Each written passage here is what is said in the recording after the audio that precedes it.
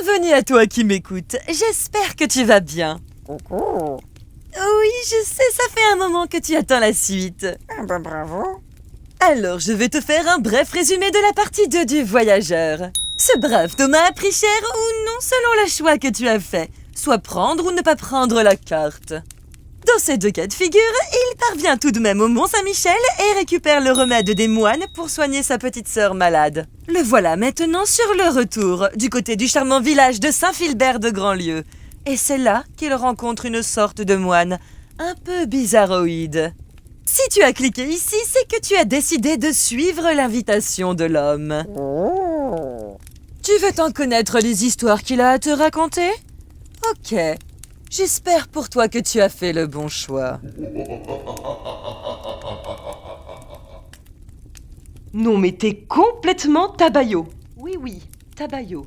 Alors comme ça, tu suis un parfait inconnu. Inconscient. Eh bien, soit. Si telle est la suite que tu as choisie. Il est beau l'aventurier intrépide qui préfère dormir au chaud. Belle preuve de bravoure. C'est reparti.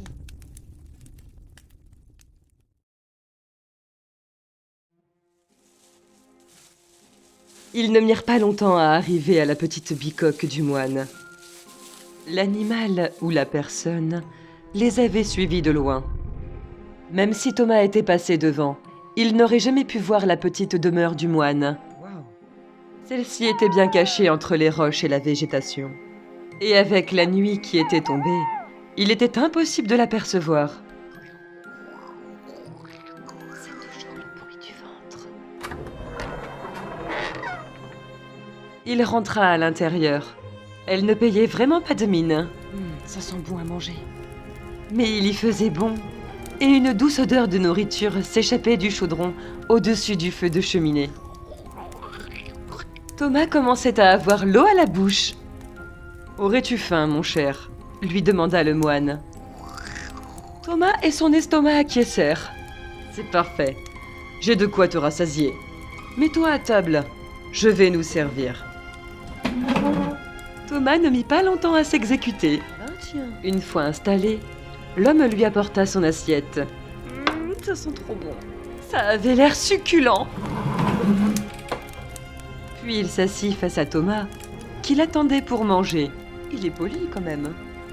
Mais dis-moi, nous n'avons même pas fait les présentations. Nous voici sous le même toit sans connaître nos prénoms, dit le moine. Je m'appelle Thomas, balbutia notre hôte. Il est timide. Eh bien Thomas, enchanté. Je suis ravi de t'avoir à dîner avec moi. Je me nomme Bruno. Enchanté et merci pour votre hospitalité. Il attendit que Bruno commence à manger pour faire de même. Son estomac était pressé. Il se régalait. La tête quasiment plongée dans l'assiette, il avait complètement oublié les deux histoires que le moine devait lui conter. Oups, la nourriture c'est plus important. Manger. Aussi, il ne faisait plus du tout attention à ce qu'il pouvait se passer autour de lui. Il avait englouti son repas en moins de 2. Grosse faim. Je vois que tu as faim, mon jeune ami. Aimerais-tu avoir une autre assiette? Thomas acquiesça directement. Alors que le moine récupérait sa gamelle pour le resservir, il s'aperçut que celui-ci n'avait pratiquement rien mangé. « Vous n'avez pas faim ?» demanda Thomas. Le religieux lui expliqua qu'il était en période de jeûne. « Mais pourquoi avoir préparé un si gros chaudron de soupe alors qu'il ne mangeait pas ?» s'interrogea Thomas de plus en plus suspicieux. Il serait peut-être temps? Il n'hésita pas à lui poser la question. Il se trouve que j'avais des convives pas plus tard qu'hier. Comme de par hasard. Comme nous étions nombreux, j'avais préparé de quoi les rassasier. Dans une si petite demeure. Visiblement, j'avais prévu plus qu'il ne fallait. Tiens, tu n'as rien à craindre de moi. Si je t'avais voulu du mal, il y a longtemps que tu le saurais. Thomas hésita. Après tout, il avait déjà mangé une assiette. S'il y avait eu quoi que ce soit, effectivement, il l'aurait déjà su. Bruno reprit place face à Thomas, qui cette fois-ci déguster davantage son dîner, son estomac étant déjà en partie rassasié. « Je vais maintenant te raconter mes 2 dernières histoires, dit-il d'un ton solennel. As-tu déjà entendu parler du cheval malais ?» Thomas regarda l'homme dans les yeux. Il ne laissait rien transparaître dans son regard, mais il pensa « Encore un vieux fou qui veut me faire marcher, ou qui croit encore à ces vieilles sottises. Pourquoi prend-il ce ton si sérieux? Je ne suis plus un enfant. C'est agaçant. » Il prit la parole. Je ne connais pas bien cette légende, mais je sais que les gens le craignent. À Saint-Benoîst-sur-Mer, j'ai vu des pèlerins frotter le trèfle sur la pierre de Gargantua pour s'en protéger. Et toi, l'as-tu fait? L'interrogea Bruno. Non, il y avait trop de monde et je ne pouvais pas me permettre de perdre trop de temps, expliqua-t-il. Bien entendu, la vraie raison, on la connaît tous. Ça le faisait juste bien rire. Je vois, dit le moine. Eh bien, je pense que ce qui nous observait tout à l'heure n'était autre que ce démon de cheval malais. Il te suit, Thomas. Ah! Notre hôte ne savait plus quoi penser, et c'est peu dire. Il éprouvait presque de la peine pour l'homme. À son âge, croire autant à ça. Il n'était pas le seul, remarque. À moins que... Le prenait-il encore pour un jeune bambin? Ah non, hein. Non mais oh, j'ai du poil au menton. Pouvez-vous m'en dire plus au sujet de ce cheval? Tant qu'à faire, autant en apprendre davantage. Ça pourra toujours lui servir quand il rentrera chez lui. Le petit sacripant. Et puis au moins, il pourrait voir le degré de naïveté du moine. Si bien entendu, celui-ci ne se moquait pas déjà de lui. C'est un cheval démoniaque, insista le moine. Oui, j'avais compris. Il apparaît au beau milieu de la nuit. Pour les pèlerins ou voyageurs qui sont fatigués et qui ne se méfient pas. Ça y est, visiblement, il est lancé. Sa robe est blanche, comme le clair de lune. Il est scellé et bridé, prêt à être monté. Ça reste pratique. Mais c'est une fois sur son dos qu'il part en furie et ne s'arrête qu'une fois le voyageur épuisé. Et le termine en le piétinant. Ah, super légende.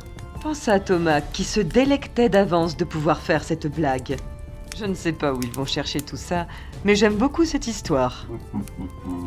Il ne put s'empêcher de dessiner un sourire sur son visage. Quel sadique! Bruno comprit que le jeune homme n'y croyait pas un instant. Non, il continua tout de même.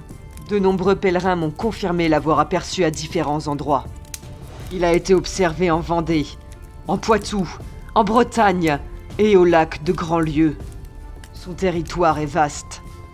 Et quand il a trouvé une proie, il ne la lâche plus, tant qu'elle est sur son territoire. Une proie? Eh bien merci, je suis une proie maintenant. Thomas répliqua. Ne pensez-vous pas que ces gens se sont fait peur tout seuls, avec toutes ces superstitions? En tout cas, pour ma part, je n'ai nullement vu de cheval. Et ça fait un moment que je marche. Je l'aurais déjà aperçu s'il m'avait suivi. Et pour tout à l'heure, c'était peut-être un bandit qui nous suivait. Et nous voyons tous les deux, il aurait eu peur de nous attaquer. C'est possible, répondit Bruno. Une fois, j'ai même cru qu'on me suivait. Mais je fus bien surpris et je me suis retrouvé bien sot en voyant un lièvre sortir du fourré. D'ailleurs, celle-là, il n'y a qu'à vous que je la raconterai. Le moine n'insista pas. Il ne pouvait pas obliger Thomas à croire en son histoire. Il me reste une dernière histoire à te conter. Mais avant, veux-tu une pomme? Thomas n'eut pas eu le temps de répondre, qu'il s'était déjà levé et lui avait ramené une belle pomme rouge. « Elles sont excellentes, » lui dit-il. Oh. Il est vrai qu'elle donnait très envie, cette pomme. Et puis, il restait un peu de place dans son estomac. « Merci ?» Bruno se rassit. « L'histoire que je vais te partager maintenant est mon histoire. » Thomas l'écouta plus attentivement, tout en dégustant sa pomme. Ceci s'est passé il y a fort longtemps, à l'époque où j'étais encore un jeune homme. Une nuit, pendant mon sommeil, je fus attaqué par un horrible crapaud qui me recouvrait le visage et me suçait la chair. Tu te doutes bien qu'avec un tel cauchemar, je me suis réveillée aussitôt. J'ai secoué la bête de mon visage. Moi qui pensais au début n'avoir fait qu'un mauvais rêve, j'ai vite compris que ce n'était pas le cas.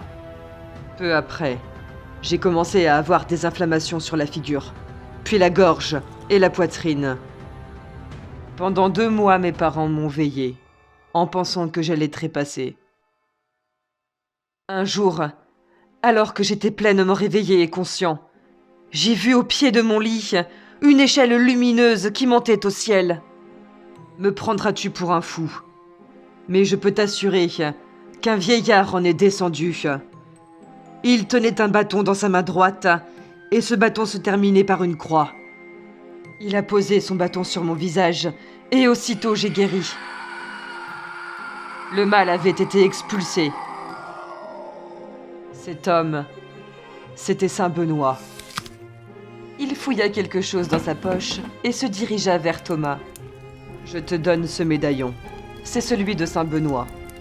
Garde-le précieusement avec toi. »« Mais vous m'offrez l'hospitalité, un bon repas et maintenant un médaillon, alors que je n'ai rien pour vous. » Il fit sourire le moine.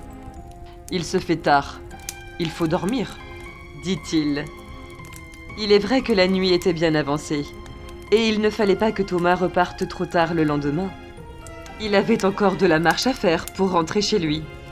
L'homme lui laissa son lit de paille, qui était bien plus confortable qu'il n'y paraissait. Thomas s'endormit comme un bébé.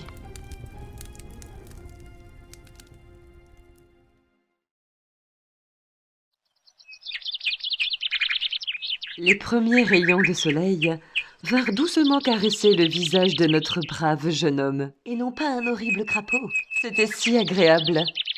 Il était bien au chaud, mais il eut une drôle de sensation. Il s'étira, puis ouvrit les yeux. Il était dehors. Quoi? Il se redressa et se frotta les yeux. Il était peut-être mal réveillé, on ne sait jamais. Que nenni! Il était bien dehors. Mes affaires. Il regarda s'il ne s'était pas fait dépouiller, mais non, on ne lui avait rien volé.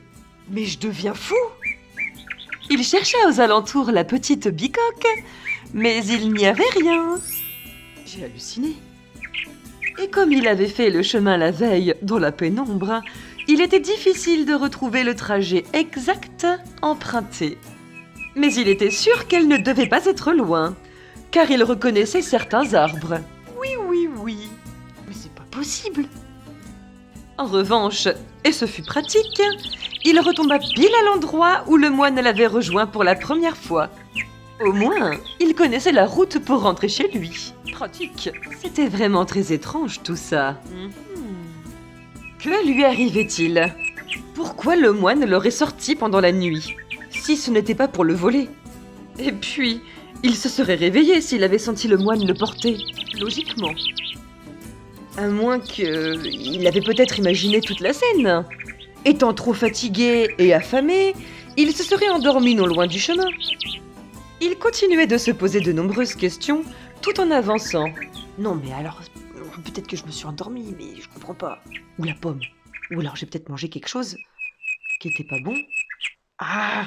Puis il plongea une main dans sa poche. Tiens, c'était le médaillon de Saint Benoît. Il n'avait donc pas fabulé cette histoire. Je suis donc pas fou. Mais qu'est-ce qui vient de se passer? C'est bizarre.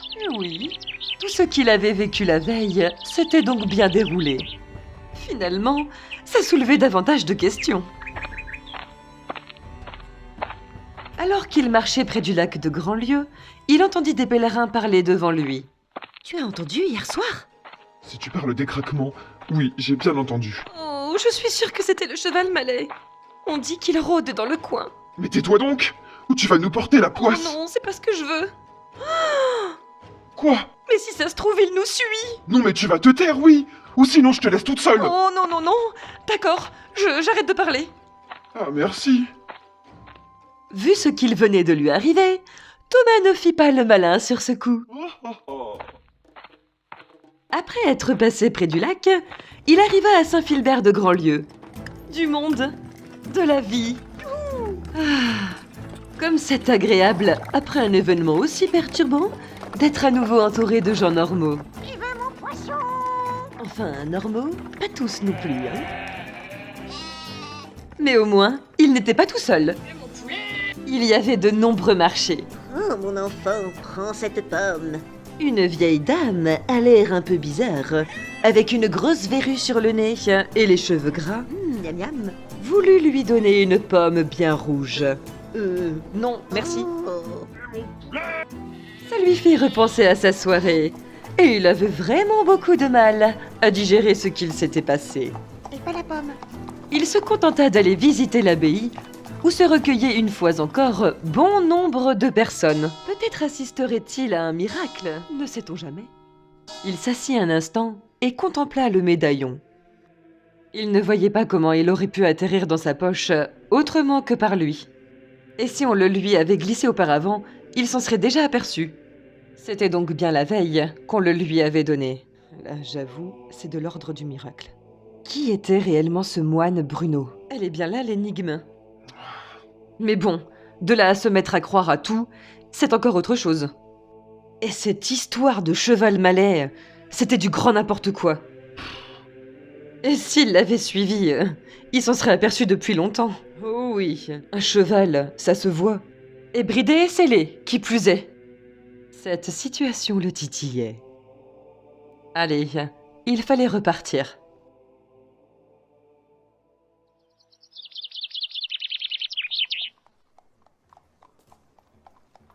Comment son grand frère avait-il pu penser un seul instant à ne mettre que 2 semaines pour faire l'aller-retour? N'importe quoi. En plus de ne pas savoir faire peur, il ne savait pas calculer le temps d'un trajet. Non mais quel saut celui-là! Ou alors, avait-il voulu mettre la pression à Thomas, histoire qu'il se dépêche? Non, je crois que cet idiot pensait réellement mettre aussi peu de temps. Il a dû partir en courant, et avec la fatigue et sa maladresse, il s'est tordu la cheville. Puis Thomas pensa à sa petite sœur. Il espérait de tout cœur que son état n'avait pas empiré. Tiens bon, sœurette, j'arrive bientôt. Et si je croise le cheval malais, crois-moi que je n'hésiterai pas une seule seconde à le monter. Un cheval démoniaque. Mais bien sûr.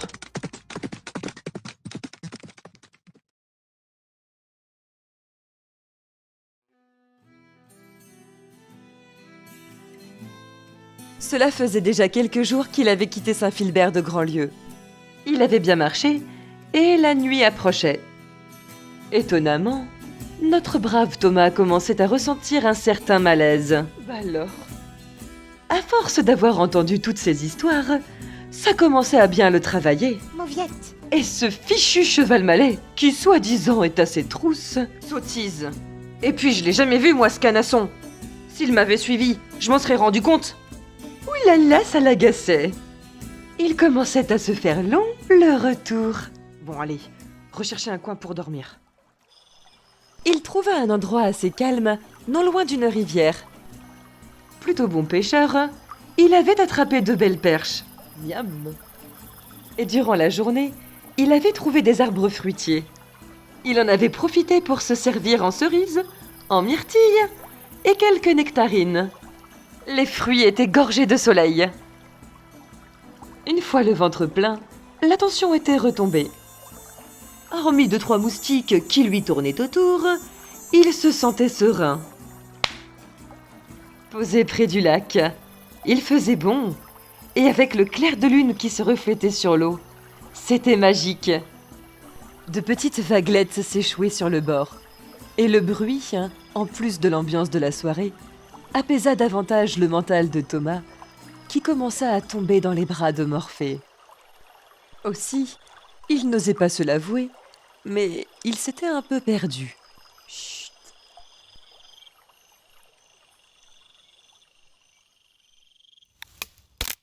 Un craquement le fit très vite sortir du pays des rêves. Il garda les yeux fermés un instant. Son cerveau lui jouait peut-être un tour. Non, il y avait bien quelque chose près de lui. Il ouvrit les yeux et s'arma d'une grosse branche. « Qui va là ?» Personne ne répondit. « Je vous ordonne de répondre !»« Ça va pas marcher pour autant. »« Je vous ai entendu. » En revanche, un magnifique cheval blanc, scellé et bridé, marchaient le long de l'eau. Tout d'abord, Thomas eut un frisson. Le cheval Malais. Il resta figé un instant. Le doute l'avait envahi. Faire peur à l'animal ou s'enfuir? Ah, c'est pas vrai. Je vais pas me mettre à y croire. Puis il reprit ses esprits. Quel idiot je fais. Me voilà en train de transpirer rien qu'à la vue d'un canasson. Ah, mais avec toutes ces histoires, ils m'ont rendu fou. Énervé contre lui-même, il décida de braver sa peur et se rapprocha de l'équidé. Celui-ci n'avait ni l'air farouche, ni l'air démoniaque. Tout ce qui l'intéressait, c'était de brouter. C'était peut-être une ruse. Il se trouvait à côté de l'animal. Son cœur était sur le point d'exploser. Doucement.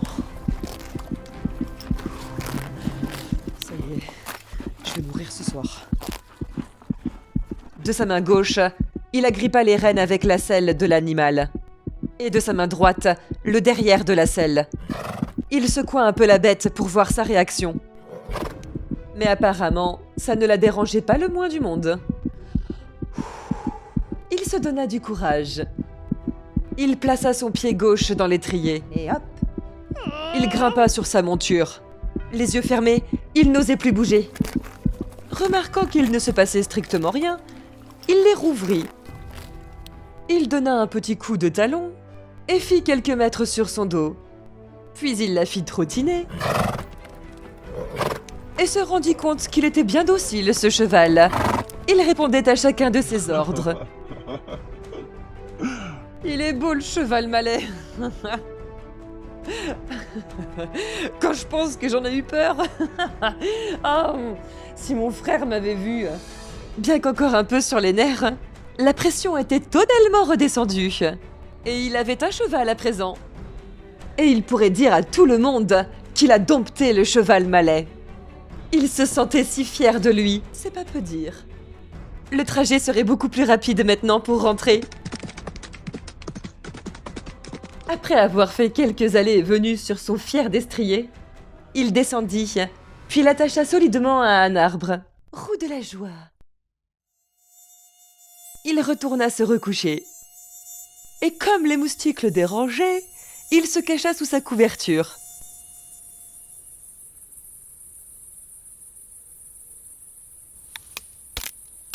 À peine sorti du sommeil et caché sous sa couverture, il sentit une présence à ses côtés. Il était sûr que ça ne pouvait être le cheval, cette fois-ci. Il avait gardé la grosse branche à portée de main. Il s'en empara le plus discrètement possible, tout en faisant semblant de dormir. Les pas se rapprochaient de lui. Il y avait bien quelqu'un. Et alors que la personne devait se trouver juste au-dessus de lui, il lui assena un énorme coup dans la figure avec la branche. Heureusement, celle-ci n'avait pas eu le temps de réagir. Il se redressa. Sa victime était au sol, complètement assommée. C'était un homme. Tant bien que mal, il réussit à l'attacher à un arbre. Voilà qui est fait. Puis il attendit qu'il émerge pour lui poser quelques questions. Quelques instants plus tard, l'homme ouvrit les yeux. Oh, ma tête. Il avait une belle bosse sur la tête. « Qui êtes-vous » lui demanda Thomas. « Et que me voulez-vous » L'homme esquissa un petit sourire. Je suis navré de t'avoir importuné, jeune homme. Vois-tu, comme tu étais caché sous ton drap, je t'ai pris pour quelqu'un d'autre. « On ne me la fait pas à moi » répliqua Thomas qui était en colère qu'on le prenne pour un sot. « Ça fait un moment que vous me suivez, je le sais. Et vous veniez pour me dépouiller. » Je vous prie de bien vouloir me croire, mon garçon. Ce n'est pas après vous que j'étais. Ah ! Et qui cherchez-vous alors ? L'homme baissa son regard vers le sol et eut l'air triste. Répondez-moi ! J'étais à la recherche de mon épouse. De votre épouse ? Dans les bois, à une heure pareille. L'homme avait le regard vide. Nous étions samedi hier. Je n'ai pas respecté ma promesse. Pourquoi votre femme serait-elle dans la forêt ? J'ai été si sot. Thomas se rendit compte que l'homme n'avait pas l'air de tricher sur son désarroi. Pourquoi se serait-elle sauvée, votre femme ? Il est fort probable de la retrouver. L'homme revint à lui. mon garçon. Je n'aurais pas croisé une femme serpente à tout hasard. Vous venez bien de dire une femme serpente Pardonnez-moi, mais j'ai du mal à comprendre vos dires. Non. Tu as très bien entendu. Elle m'avait demandé de ne jamais chercher à la voir le samedi. Aujourd'hui, je sais pourquoi. Elle était dans son bain. J'ai fendu la serrure, la pensant avec un autre homme. Et c'est là que je me suis rendu compte que ses jambes n'étaient plus. Mais à la place, elle avait une queue de serpent. Elle était en rage après moi. Je venais de la trahir. Puis elle s'est envolée par la fenêtre. Je crois que le coup à la tête que je vous ai porté est bien plus violent que ce que j'aurais imaginé. C'est que j'ai de la force, quand même. Notre cher Thomas le prenait pour un fou. En même temps, il y a de quoi. Et il s'en voulait un peu, car c'était peut-être de sa faute si l'homme avait vrillé. Trop de force. Je t'en supplie, mon garçon, détache-moi.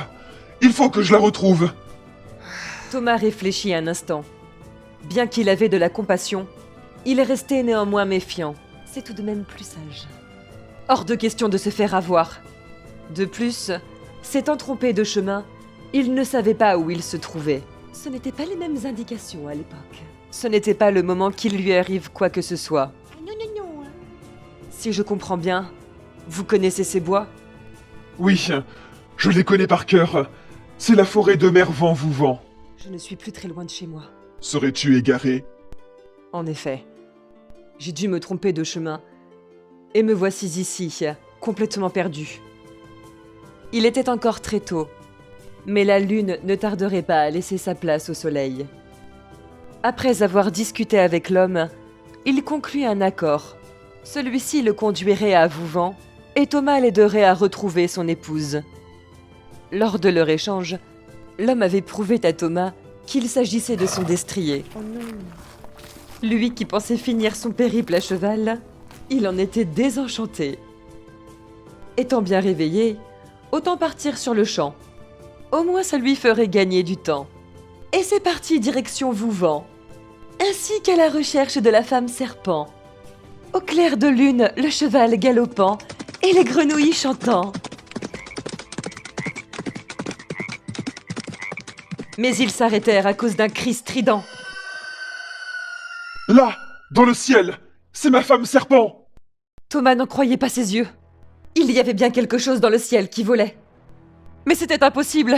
Ça ne pouvait pas être vrai. Une femme serpent, ça n'existe pas. Mais elle était au-dessus d'eux. Thomas sauta du cheval, de peur de se faire attaquer. Puis il se réfugia dans un bosquet. Quelle bravoure! Toutes ses non-croyances venaient de s'effondrer. Bien que terrorisé, il leva la tête afin de vérifier une dernière fois s'il n'était pas fou. Mon esprit me joue des tours. Non. Il y avait bien une femme, avec une queue de serpent ailée dans le ciel. Et elle poussait des cris de rage à l'encontre de son époux. Elle finit par s'éloigner, le cavalier à ses trousses. Mélusine!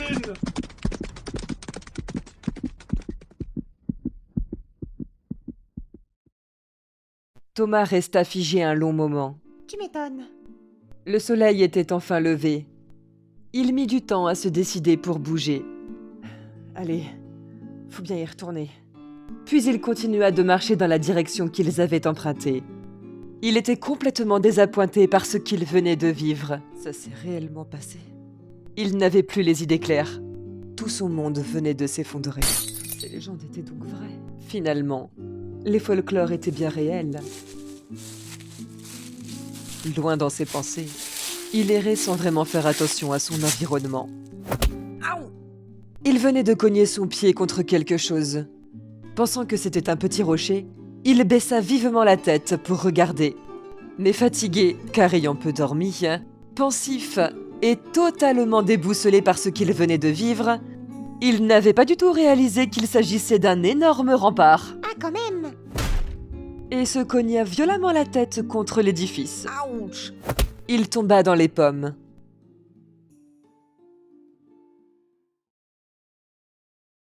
Oh, ma tête.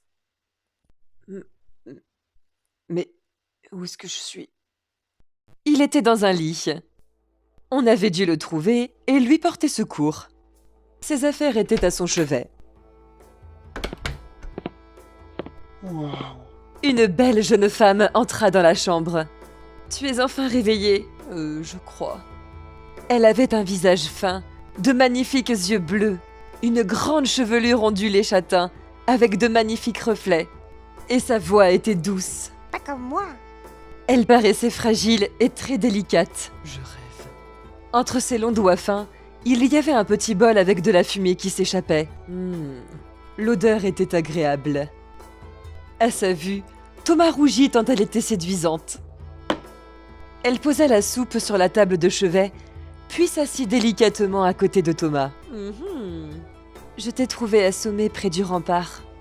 Tu as dû te cogner. Tu as une belle bosse sur le front. Et j'ai dû te faire un bandage à la cheville. Merci.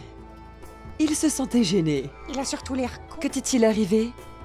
Il n'osa pas parler de sa mésaventure, de peur qu'elle ne le prenne pour un fou et le chasse de chez elle. Je suis très maladroit. J'étais en train de regarder par terre et j'ai réussi à ne pas voir le mur devant moi. Balbutia-t-il comme excuse. Une vraie chèvre. Elle le regarda d'un air interrogatif. Ah là là. Ses yeux saphir le faisaient frémir. Il baissa le regard, ne sachant plus quoi dire. Elle eut un petit rire. « Tu habites par ici ?» lui demanda-t-elle. « Non, non. Je ne suis pas du coin. Il me reste quelques jours de marche et je serai enfin de retour chez moi. Je te conseille de rester ici, le temps de te remettre de tes blessures. » Non, mais je ne voudrais pas vous importuner. « Tu ne me déranges pas. Cesse de t'inquiéter. Une présence est la bienvenue. Vois-tu, je vis seule dans la chaumière de mes parents. Ils ont rejoint l'autre monde il y a de cela un moment. Et il est très rare que j'aie de la visite. Oh, la pauvre, elle est courageuse. Et puis, je dois l'avouer, tu es un beau jeune homme. C'est fort agréable. » Elle baissa le regard, sourit timidement et rougit à son tour. Thomas était sous le charme. Ses joues le brûlaient et il avait comme des petits papillons dans son ventre. C'est donc ça de tomber amoureux? Il ne pouvait s'empêcher de sourire. Quelle sensation agréable! Je t'ai apporté de la soupe. Il faut que tu reprennes des forces. Elle lui donna le bol. La bonne odeur qui en réchappait allait chez Thomas. Mais alors qu'il eut le potage en bouche, ce fut tout autre. Il eut à l'eau le cœur. Il ne pouvait tout de même pas le recracher. Ah non, non, non, hein. Elle le regardait avec attention et vit sa réaction. « Oh, tu n'aimes pas ?»« Si, je suis simplement surpris de goûter à un aussi bon brouet. Miam miam. Ne me mens pas, je sais que ma cuisine est loin d'être appréciée. Mon feu époux ne l'aimait pas non plus. » Thomas se sentit extrêmement mal. Il avait honte de sa réaction. Effronté. Elle s'était occupée de lui, venait de lui faire à manger, et en guise de remerciement, il avait failli régurgiter son repas. Oh non. Il prit une grande inspiration et but le bol d'un coup.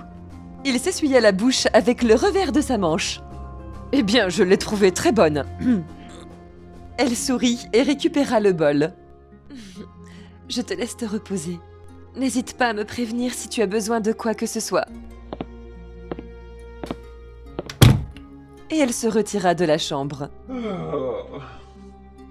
L'histoire vécue le matin même paraissait lointaine pour notre jeune amoureux. Finalement, il avait eu de la chance de se cogner. Il était tombé sur la plus belle des femmes qu'il n'avait encore jamais croisée jusqu'à présent. En revanche, sa tête et sa cheville le lançaient. Il sentit un petit coup de fatigue. Il se mit à l'aise dans le lit, puis s'endormit paisiblement.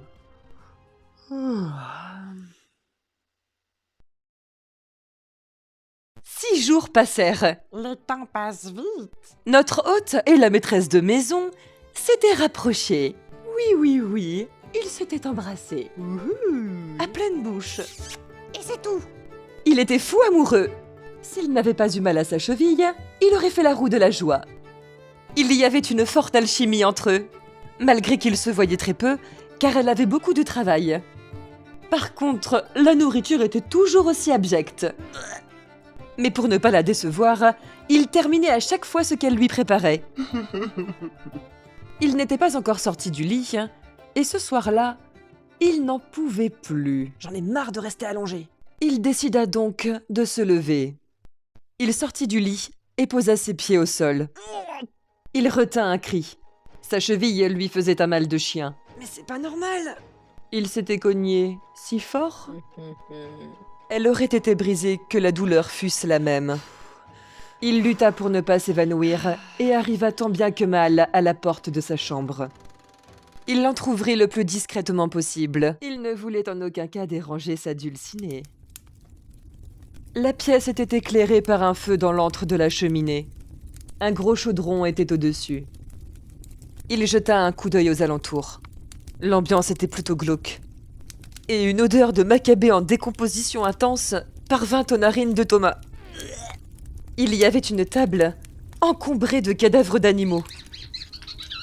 D'énormes rats se baladaient sur des étagères où il y avait de nombreux bocaux. Elle n'aime peut-être pas le ménage. Il regarda un peu plus attentivement ce qu'ils contenaient. Oh, c'était bien des yeux. Et pour d'autres, des reptiles dans une sorte de liquide visqueux. Ou encore des fœtus. Mais c'est immonde. Il y avait un grand fauteuil qui lui tournait le dos. Une personne s'en leva. Ça devait être une vieille dame. Oh oui. Elle avait si peu de cheveux qu'il lui en manquait même sur le dessus du crâne. Elle était complètement voûtée, et l'on pouvait voir à travers sa robe sa colonne vertébrale. Elle se racla la gorge. Puis elle se dirigea près du chaudron. Avec sa main cadavérique aux longs ongles abîmés, elle chopa la louche et en racla le fond. Elle jeta la mixture dans le bol de Thomas. Oh non! Puis elle se dirigea vers la grande table.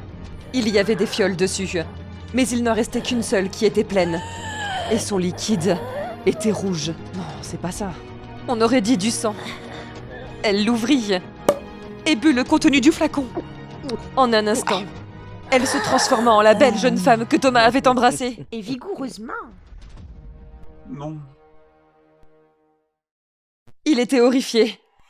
Puis il comprit qu'elle se dirigeait vers lui pour lui apporter le bol. Il fallait qu'il retourne vers son lit le plus vite possible, sans se faire prendre. Oh, cette cheville! Il le savait, sa vie était en jeu. Si elle le surprenait, il était mort. 3 mètres, c'était une grande chambre. Il était quasiment arrivé. 2 mètres. Ça y est, il avait une main sur le lit. Trop tard. Oh, tu as réussi à te lever? Non! Enfin oui, mais je n'ai pas pu aller bien loin. Ma cheville n'est pas encore remise, malgré tous tes soins, ma douce. Elle ne disait pas un mot. Elle se rapprocha de lui et posa l'horrible mixture sur la table de chevet. Je vais t'aider à te remettre au lit. Ça fusait dans la tête de Thomas. Autant jouer le jeu et prendre la fuite dès qu'il le pourrait. Avec un peu de chance, elle le croyait peut-être. Et si nous le faisions, lui dit-elle. Quoi? Faire l'amour? Après tout, nous ne sommes plus des enfants, surtout elle. Mais avant, j'aimerais que tu prennes des forces. Il faut que tu manges. Non. Il eut l'image de la vieille bique en tête en une fraction de seconde. Ça le dégoûtait. Déjà qu'il l'avait embrassée à pleine bouche. Il eut un dégoût si profond qu'elle s'en était aperçue. « Je te dégoûte ?» lui demanda-t-elle. « Non, non, non. Tu es très belle. »« Bois. » Elle lui donna le bol. Je n'ai pas faim. » J'ai dit « Bois !» Son regard avait changé, et pas que son regard. Et dorénavant, il ne la voyait plus comme la petite fleur fragile du début. Ah ça non. Il joua la carte de la maladresse et renversa le bol. « Oh non! Tu vois, je t'avais dit que j'étais maladroit. » Ah, mais c'est pas possible d'être aussi empoté! Je lui prépare à manger, et voilà comment il me remercie! Il a tout renversé! Elle était réellement effrayante à présent. Elle s'aperçut du regard de Thomas, jeta un œil à la fenêtre, se calma et se déshabilla. Oh, j'ai une migraine ce soir. Tu sais, j'ai la cheville et le cou à la tête, il n'est pas encore remis lui non plus. Mais elle ne l'écoutait pas. Elle chevaucha Thomas. Il était pétrifié. Faut que je bouge, faut que je bouge, faut que je bouge. Elle commença à l'embrasser dans le cou. La vision de la vieille ne le quittait pas. Ça le dégoûtait. Il l'écarta. Insistante, elle tenta de le déshabiller, mais il la repoussa à nouveau. Non, très bien. Puisque c'est comme ça, c'est avec ton cadavre que je le ferai. Puis je boirai ton sang. Non! Elle sortit un énorme couteau et tenta de le planter. Fort heureusement, il avait repris ses esprits.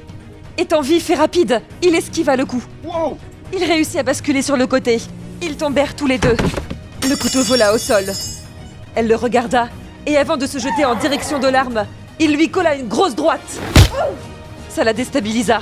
Il en profita pour la tirer vers lui, et lui en recoller une autre. Elle était assommée. Il fallait faire vite. Sa cheville! Elle avait réellement dû lui casser. La douleur était atroce. Il était en sueur.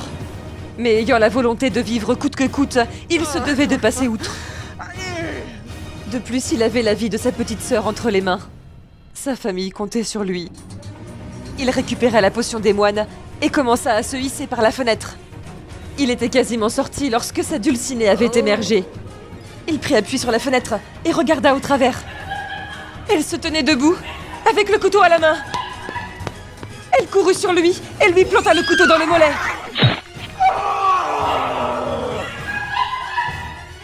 Avec son autre jambe valide, il lui donna un énorme coup pour la dégager. Il tomba de la fenêtre. Il était enfin à l'extérieur de la chaumière, perdu en pleine forêt, le couteau planté dans sa jambe. Il avait réussi à l'enlever et le garda précieusement. Vite, il fallait qu'il trouve un endroit pour se cacher.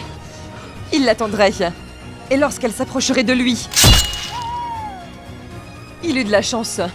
Il ne mit pas longtemps à trouver une planque. Elle sortit en furie. « Mon tendre, n'aie crainte, je vais bien m'occuper de toi. » La douleur était insoutenable. Il avait les mains moites. Mais s'il loupait son coup, c'en était terminé pour lui. Ne pas faillir, mon amour. Je te sens. Je sens l'odeur de ton corps. Tout moite. Et tout plein de sang. J'arrive. Elle se rapprochait indéniablement. Elle savait exactement où il était et jouait avec lui. Thomas, mes douces lèvres ne te manquent donc pas? Toi qui, hier encore, aimais me croquer la langue. Elle arriva devant lui. Bouh! Je t'ai trouvé, mon chéri. Elle n'était pas folle. Elle aussi avait un couteau. Tu ne penses pas que je serais venue les mains vides? Elle se jeta sur lui. Il fit une roulade sur le côté et réussit à lui lacérer l'épaule avec sa propre arme. Tu vas me le payer. Il essaya tant bien que mal de s'éloigner, mais il était à bout de force. Rien lâché. Tu comptes aller où comme ça? Je vais me délecter de ton sang. Il n'avait pas l'intention de se laisser faire si facilement. Il se battrait jusqu'au bout. Il prit appui sur un arbre et réussit tant bien que mal à se lever. Elle le regarda avec un grand sourire. Essuya le sang de son épaule avec sa main. Il avait un aspect noirâtre. Et s'en délecta. Oui. Le tien sera bien meilleur. Il tenait son couteau à bout de bras. Avec un sourire machiavélique, elle avançait en sautillant vers lui. La scène était horrible. Tendre. La mort se rapprochait à petits pas. Elle s'arrêta et prit une grande branche. « Tu ne me crois quand même pas assez sotte pour venir m'empaler sur ton couteau ?» Elle lui donna un violent coup dans la cheville. Déstabilisé et souffrant, il lâcha l'arme et tomba. À genoux face à lui, elle le redressa et lui murmura à l'oreille. « Tu vois, il était inutile de me résister. Mon amour. » Et alors qu'elle allait en finir avec lui, un cheval blanc bridé et scellé la percuta de plein fouet. Le choc fut violent. Thomas reconnut le cheval. Ce devait être celui de l'homme.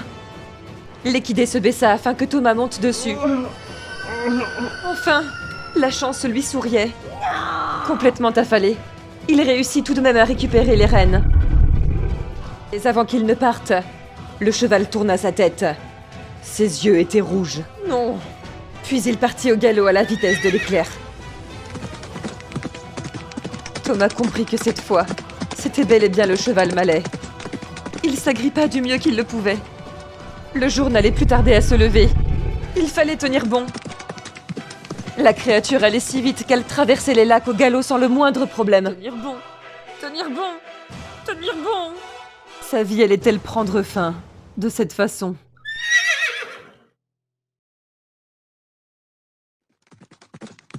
Soudain, la créature commença à ralentir. Thomas reconnut les environs de son village. La bête le narguait. Elle allait le tuer chez lui. Je suis si désolée. Elle finit par se cabrer, et Thomas tomba. Il était si épuisé qu'il n'arrivait plus à bouger. Elle le fixa avec ses yeux rouges sang. Ton heure est venue. Ton âme va m'appartenir. Il avait accepté son destin.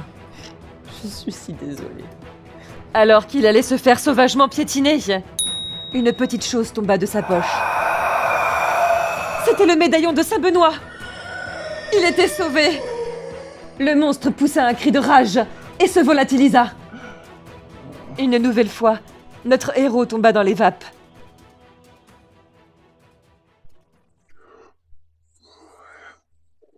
Il se réveilla dans un lit. Mais pas dans celui de sa chérie. Il était de retour chez lui. Sa famille à son chevet cette fois-ci. Ah oui. Son grand frère se moqua de lui. Eh bien alors, tu en as mis du temps, mon ami. Et ce n'est pas juste une entorse que tu t'es faite. Tu es peut-être bien plus maladroit que moi. Thomas esquissa un sourire. Il était si heureux d'être de retour chez lui. Et plus jamais il n'embêterait ses amis. C'était fini. Ce périple venait de changer sa vie. Sa petite sœur était là aussi. Et par miracle, il était parvenu à ramener le flacon du Mont Saint-Michel intact. Du mal qui la rongeait, elle était guérie. Sa mission était réussie. C'est ainsi que s'achève l'histoire de notre brave voyageur.